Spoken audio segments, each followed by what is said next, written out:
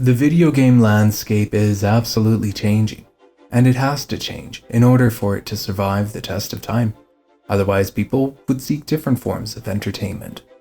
From virtual reality to pay-to-play models, the video game industry is evolving, and today I want to talk about how Life by You fits into the bigger picture. So let's dive in.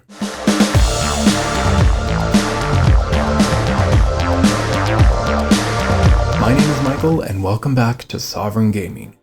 The video game industry is estimated to be worth $347 billion in 2022, according to Statista from Global Sales.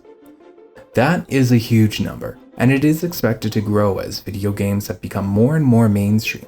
If we go back a couple of decades, it would be rare to find anybody over the age of 30 playing video games, whereas nowadays it is a common occurrence, and it is becoming more popular with an aging population. There are a couple of emerging trends that I wanted to highlight because I truly believe that Rod Humble and the team at Paradox are looking to build Life by You for the long term, and it has proven effective with Paradox's resume of video game releases in this last decade, I would even say.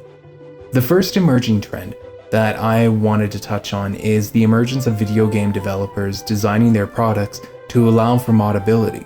And I know what you're thinking. We already know that Life by You is giving the players tons of tools that the developers use to create the game.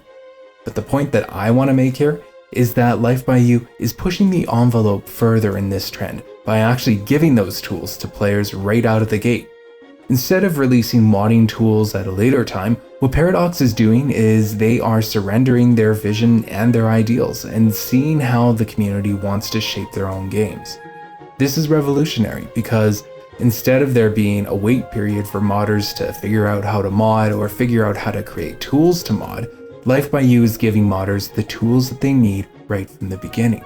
Allowing your video games to be modded and customized extends the life of your video game's playability. And the most obvious example of this is Grand Theft Auto V, which was released 10 years ago in 2013. Sure, there have been many DLC packs that have been published since, but on the PC version of the game, modders were able to customize their games with ease, even inspiring some of the DLCs released with GTA 5 throughout its course of life, in my opinion. And although everyone wants to know more on the upcoming Grand Theft Auto 6, Grand Theft Auto 5 is still playable and holds up in terms of entertainment to this day. And a lot of this is due to its online features and also the mods available to extend the life of the game. Another emerging trend that I want to talk about in the video game landscape is the idea that players can make money off of the game. Now, don't get me wrong, I am definitely not suggesting that this is something that Paradox intended with Life by You, but the emerging video game trend here is that there is potential for players to make money off of Life by You if they are creative and if they are ambitious. Immediately what comes to mind is all of the websites that have been created that are just dedicated to Sims custom content. Sure, we know that Paradox will be placing this game on Steam and Epic Games, and each of those will have its own corresponding workshop, but creators can also choose to host their own independent websites to hide premium content behind a donation wall. This isn't anything new. As far as I understand Life by You, it looks like we will be able to upload objects, lots, and mods to the different workshops available to us. My only hope here is that the upload process is simple and that we will be able to manage our custom content more easily.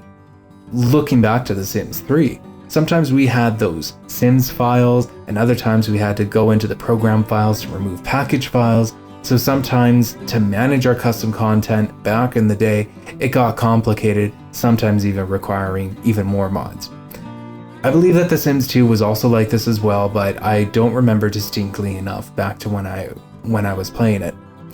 Anyways, this isn't unknown territory for Paradox or Rod Humble. We see this already with City Skylines in that well-known modders will create custom assets and then also have a Patreon or a custom website where they will keep their premium pieces behind a paywall or a donation wall.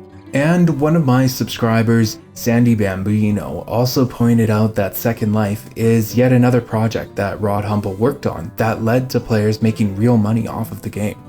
I'll only read a portion of the comment, but Sandy Bambino said, according to Wiki, Rod Humble has worked on many games, and of particular interest to us are the following games: EverQuest, The Sims 2, The Sims 3, and Second Life. He spent the longest, it seems, working on Second Life, which, if you have played in it, then you would know that it is far bigger and far more creative than any of the Sims games in their entirety. Second Life was devised for people to create their own worlds on parcels of land that they pay for or on free sandboxes if they chose not to buy land in the game.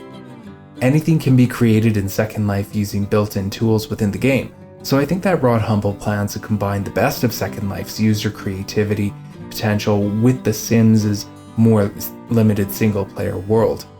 Second Life also has plugin tools that people invented and used to expand on the tools in the game, and I expect that people will also make plugin tools for Life by You. Second Life is celebrating its 20th birthday this year, so you can view some of the Linden Labs videos on YouTube if you have never heard of it or played in it to get an idea of what Rod has been used to seeing and used to using in Second Life. People moan about the aesthetics of Life by You. They need to see avatars on Second Life on a timeline to see how they have changed over the years, both in their looks and the way that they move. If it can be done in Second Life, you can bet it can be done using Unreal Engine in Life by You, and it will be players who make Life by You characters look good. The creators on the team's focus initially on making the machine work, at least that's what I am hoping. Second Life is a first-person experience with real people socializing in world.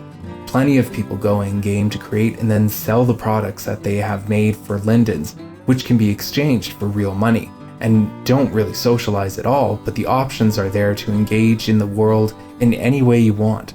Second Life created real-life millionaires over the years through the business aspects of the game. The Sims, as we know, is a single-player experience with a different way of sharing what people have made through the exchange or on websites. I think that people are being too narrow in their vision of what Life by You may become because they are really only looking in one direction, at the Sims franchise. To me, Life by You, especially with its own scripting mod built in, sounds much more like a single-player version of Second Life, especially because it is being aimed at an older age group. Do I think that people will become millionaires when Life by You launches? No. But Life by You has got the bones to be lucrative if you are creative and spend the time creating unique content. How one can make money off of it in Life by You's case remains to be seen, even though I did drop a few ideas here. And I do think that Sandy Bambino is right in that there is a much larger picture being missed. I want to know what you have to think about Life by You pushing itself into new territory as a life simulation game. Do you think that there is more to Life by You than what we know right now? Do you think that it is possible to use Life by You as a game to earn money by creating? How do you feel about video game developers giving players the tools to mod right from the start? Or do you think that tactic relies too much on the community to create content, quote unquote, for free, so to speak? Leave a comment below and let me know what you think. And until next time, I just want to thank you again for watching. If you'd like to see more videos like this one, then feel free to subscribe and like this video for more. And a special thank you goes out to Sandy Bambino for leaving such an excellent comment in one of my last videos there. Anyways, folks, thanks again for watching and have yourselves a wonderful day.